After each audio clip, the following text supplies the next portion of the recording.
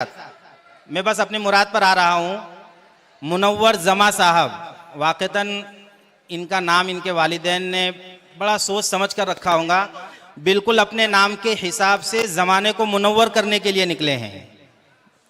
कहाँ अल्लाह तबारक व तआला ने ज़हनियत इनकी वसी रखी है, एक आलम को बदलने के लिए निकले हैं।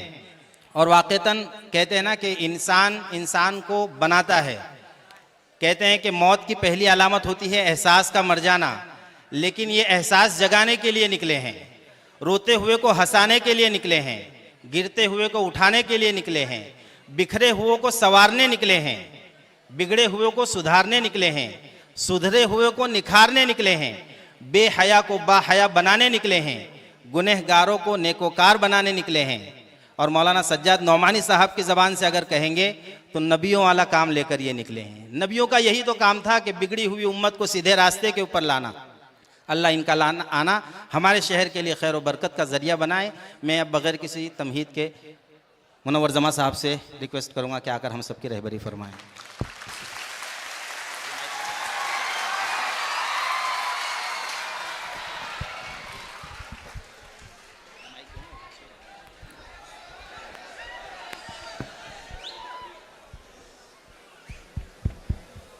सीटी वगैरह ना बजाएं, तहजीब का ख्याल रखें।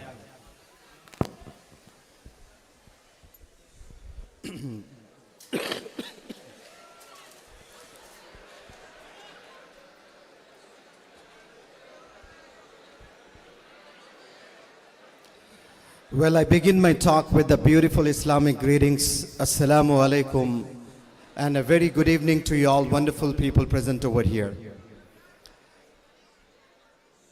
I conveyed the beautiful greetings, Assalamu alaikum, but I didn't get any response from the audience. I have literally got the response, but I didn't get the response with the enthusiasm I was expecting. English? नहीं चलेगी?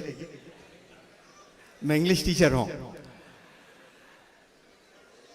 कुछ कलिमात बोलने की इजाजत तो दे ताकि लोग को पता चले कि ये बंदा इंग्लिश जानता है।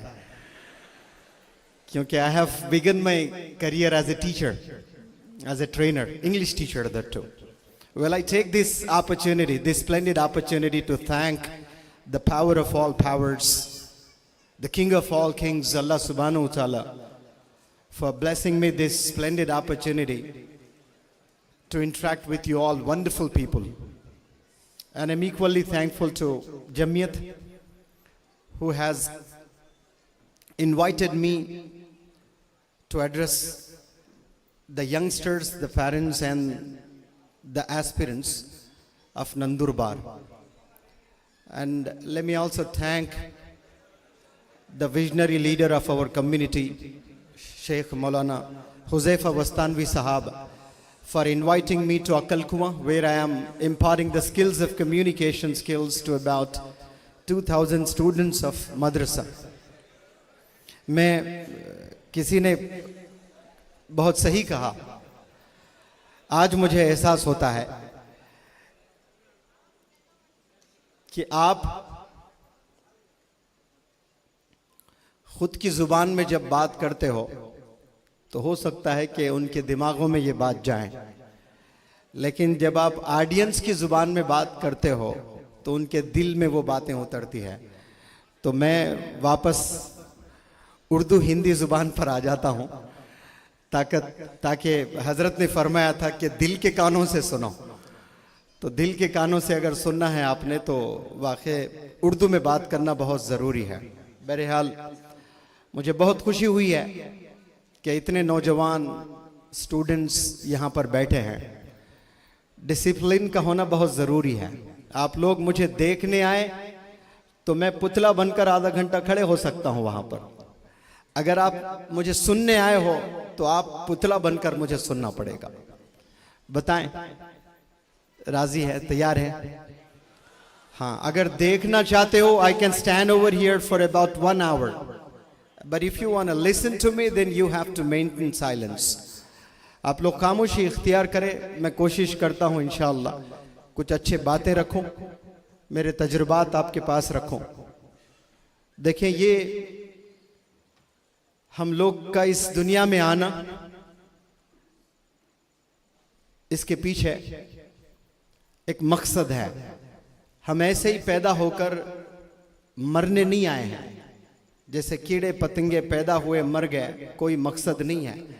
लेकिन आप, मैं और हम पैदा हुए हैं तो हम 3 वक्त खाने के लिए पैदा नहीं हुए हैं। हम सिर्फ अपना मकान बनाने के लिए पैदा नहीं हुए हैं। हम दावतें करने के लिए पैदा नहीं हुए हैं। हम एक गाड़ी खरीदने के लिए पैदा नहीं हुए हैं। हम कपड़े खरीदने के लिए पैदा नहीं हुए। हम पैदा हुए तो हमारे यहाँ मकसद है। वो मकसद ये कि जिए और दूसरों को जीने दें, जिए और दूसरों को राह दिखाएं कामयाबी की। अल्लाह से कनेक्ट कैसे हो जाएं, गुनाहों से हम कैसे बचें, ये हमारा मकसद होना चाहिए, ये पर्पस होना चाहिए। तभी हमारी जिंदगी कामयाब, फिर आखिरत कामयाब इंशाअल्लाह। इस ऑडिटोरियम में जितने हजरात तशरीफ फरमा हैं, उन सब के कुछ ना कुछ तो ड्रीम्स होंगे, कुछ ना कुछ ख्वाहिशात होंगे, कुछ ना कुछ डिजायर्स होंगे।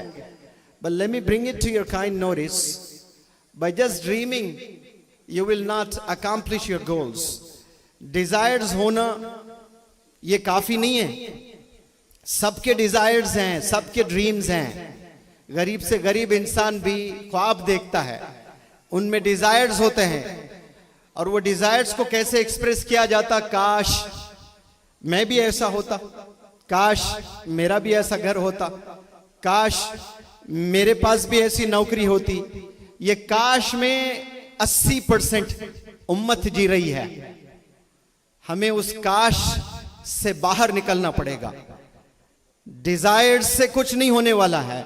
बर्निंग डिजायर होना चाहिए। एक होता है सिर्फ डिजायर, दूसरा होता है बर्निंग डिजायर। वो डिजायर जो कभी आपको सोने ना दें, वो डिजायर जो आपको हमेशा जागे रखें, वो डिजायर आपसे मेहनत करवाए, वो डिजायर आपको मसरूफ रखें, वो डिजायर आपको मंजिल तक लेकर जाएं।